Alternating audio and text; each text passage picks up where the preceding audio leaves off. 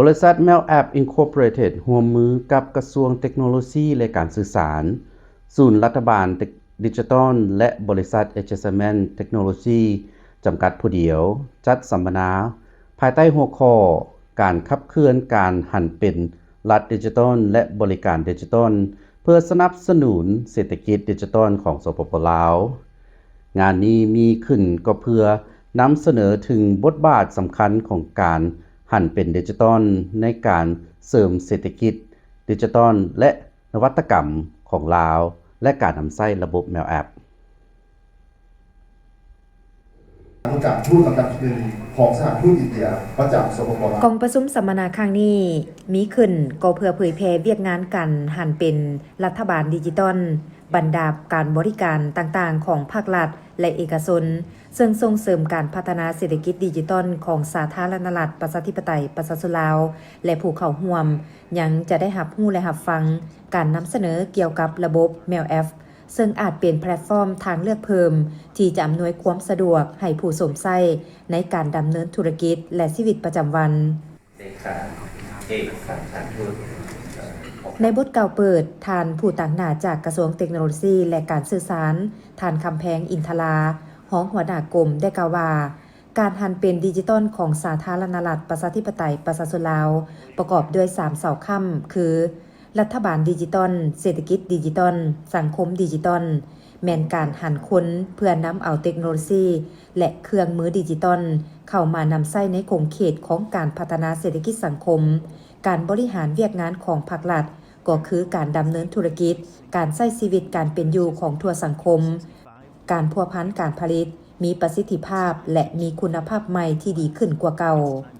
เศรษฐกิจดิจิทัลก็ดีเนาะหรือว่ารัฐดิจิทัลก็ดีแม่นสิ่งที่อำนวยความสะดวกให้การดำเนินธุรกิจเนาะให้มันขยายตัวดำเนินเวียกงานภาครัฐให้มันโปร่งใสว่องไวและก็ประหยัดต้นทุน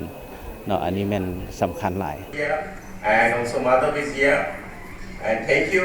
ท่านสุขทวีโจดุริประธานกลุ่มบริษัท SSMM ได้กล่าวว่าการตกลงร่วมมือระหว่างบริษัท SSMM Technology Sogo Limited และ Mail App ได้หัดแน่นความมั่นหมายในการขับเคลื่อนการหันเป็นดิจิทัลในสาธารณรัฐประชาธิปไตยประชาชนลาวเชื่อมั่นว่าผ่านการนำใช้ตัวจริง Mail App มีประสิทธิผลหลายและจะมีบทบาทสำคัญในการขับเคลื่อนการหันเป็นรัฐบาลดิจิทัล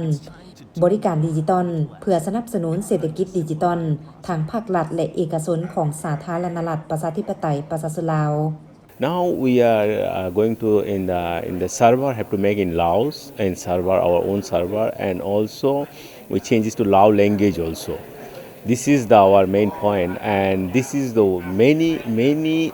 I said many kind of the safety is there. It's very much. Beautiful product and I had a discussion with ท่านมาดออานันต์ประธานบริษัท Mail App ได้ให้ฮู้ว่าการร่วมมือกับ HSMM จะเป็นอีกแห่งหนึ่งในการช่วยขับเคลื่อนการหันเป็นธุรกิจดิจิทัลและบริการดิจิทัลภายในประเทศ In a way, definitely the Mail App is going to help the Lao business community in a big way if they are using this product. We have removed the language barrier also because Lao is a growing economy. Now we can say it's a developing economy. It's not an LDC.Not least developing country. Now it's a developing economy. So this kind of platform will be very useful. ระบบ Mail App อาจเป็นแพลตฟอร์มและทางเลือกเพื่อช่วยให้องค์กรเฮ็ดเวียกร่วมกันได้ดีขึ้นโดยมีคุณสมบัติต่างๆเช่นการแปลแบบสดๆที่ขับเคลื่อนด้วย AI และการแปลงป่านไฟล์ที่ปลอดภัยระบบ Mail App แม่นสอดคล้องกับวิสัยทัศน์ของรัฐบาลลาวสำหรับเศรษฐกิจดิจิทัลที่เข้มแข็งช่วยให้ธุรกิจสามารถผ่านอุปสรรคทางด้านภูมิศาสตร์และภาษาในขณะที่ส่งเสริมนวัตกรรม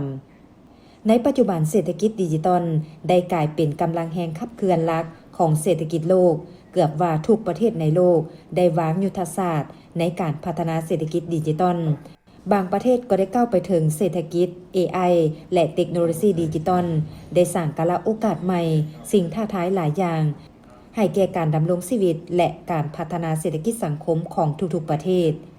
สุดสัมมนาครั้งนี้จัดขึ้นวันที่5 ธันวาคมที่นครหลวงเวียงจันทน์โดยมีนักวิทยากร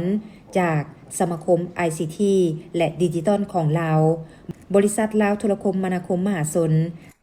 ธนาคารแห่งสปปลาว กลุ่มบริษัท HSMM